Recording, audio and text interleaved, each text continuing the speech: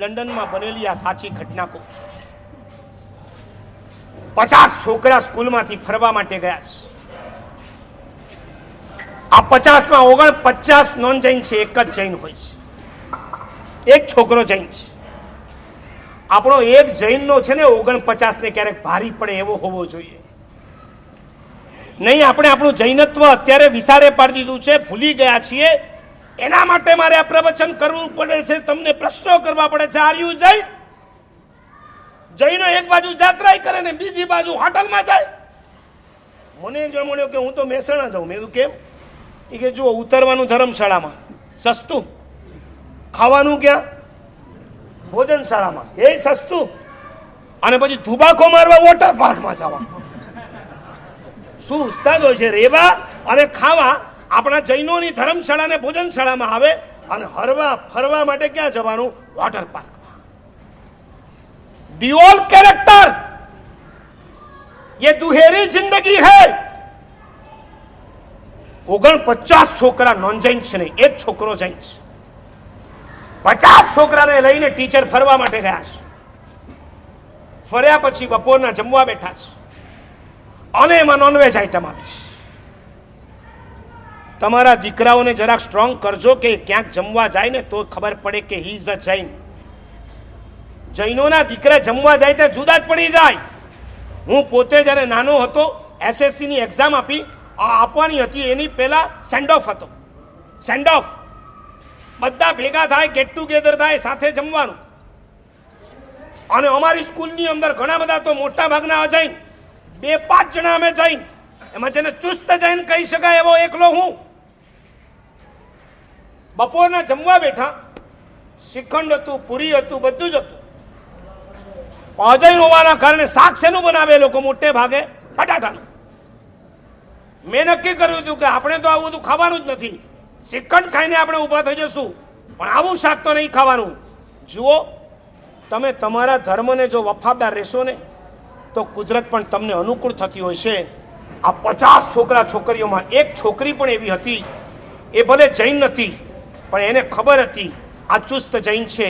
આ છોકરી પોતાના ઘરેથી મારા માટે સ્પેશિયલી ટિંડોળાનું શાક બનાવીને લઈને આવી. ખુદ મને ખબર નથી, મારી માએ પણ નહોતું કીધું કે તું અહીંથી ટિંડોળાનું શાક કે દૂધીનું શાક લઈને જા, જેથી તને ત્યાં આવું ખાવું ન પડે.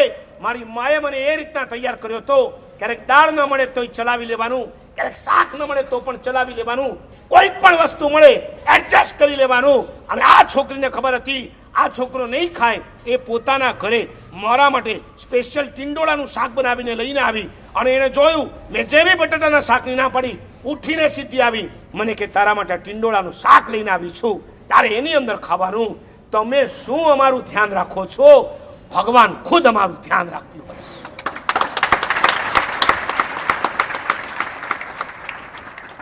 નોન જૈન 49 ની વચ્ચે એક છોકરો જૈન, અને નોનવેજની આઈટમ નોનવેજ. અને જેવી આઈટમ આવી એટલે આ જૈનના છોકરાએ ના પાડી દીધી, હું નહીં ખાઉં. મા બાપના સંસ્કાર લંડનમાં ગયા પછી, અને જેવી ના પાડી એટલે ટીચર જોઈ રહી હતી દૂરથી, નજીક આવી. શું લોજિક આપતા હોય છે આ લોકો! ટીચરે કીધું are you Jain? Yes sir. Okay. ગાય કા દૂધ પીતે હો? टीचर पूछे नाना छोकरा ने गाय का दूध पीते हो? हाँ पीता हूं ना. तो गाय के मांस से बनी हुई आइटम क्यों नहीं खाते हो?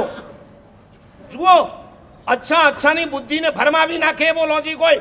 ગાયના પેટમાંથી દૂધ નીકળે છે, એ જો તમે પી શકતા હો તો ગાયના પેટનું કાપેલું માંસ તમે કેમ ન ખાઈ શકો? ગાયનું દૂધ પીઓ છો, ગાયના માંસની બનેલી આઈટમ કેમ ન ખવાય? અને છોકરો ઊભો થઈ ગયો. टीचर,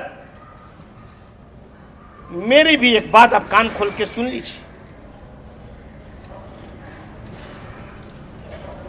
आप जब छोटे थे, नानो छोकरो 5મા ધોરણમાં ભણતો છોકરોની ટીચરને શું કહે છે? आप जब छोटे थे आपकी मां का दूध पिया था? आपकी मां का दूध पिया था? टीचर के हाँ. अब मैं आपसे पूछना चाहता हूं, यदि आप अपनी माँ का दूध पी सकते हो तो आप अपनी माँ का मांस क्यों नहीं खाते हो?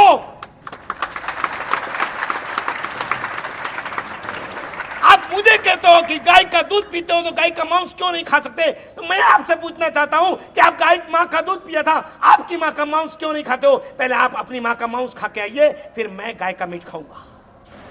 કાપો તો લોહી ન નીકળે. આ સ્થિતિ એને ટીચરની એને કરી નાખી.